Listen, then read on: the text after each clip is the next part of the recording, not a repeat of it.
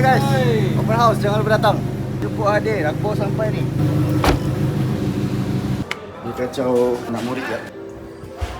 Kita pergi kelas tingkat 2.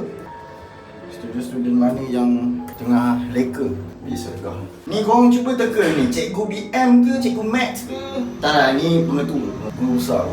Okay, so cikgu kat sini behave. Okay. Dan nakal-nakal ni biasa ni, tingkat 2. Cikgu nak segah anak murid. Cikgu? Okay, teacher. Kita tak bawa apa je. Cikgu bawa nak saya, cikgu bawa nak saya. Tak ada bawa kok, tak ada. Bawa kok kan? Diorang dengar muzik ni kot. Okay, teacher lah. Acting aku datang je lagi. 挑战入门这makan keras tu diganggu fisik. Tapi muka aku Oh, kau salam. Susah betul lah orang busy ni. Ha? Sehat-sehat sama hari raya. Sama hari raya. Ini orang paling busy kat dunia ni. Masuk. Sama raya. Tak bising balik tau. Sama hari raya.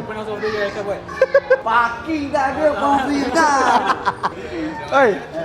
Jemput. Jom makan. Sekejap lagi kita dapat shisha atas. Thank you Thank you for coming. Thank you for coming ke thanks for inviting? Thank you for coming, kau yang nak gerak. Okey, Thank you, tekan. jemput. Okey, tekan nak tengok. Tak boleh buka. Lock. Kunci dalam tertinggal. Oh. Tak payahlah kita ni Azia je. Ciao. Elok. Apa aja. Sampai raya. Kami mengucapkan Selamat Hari Raya.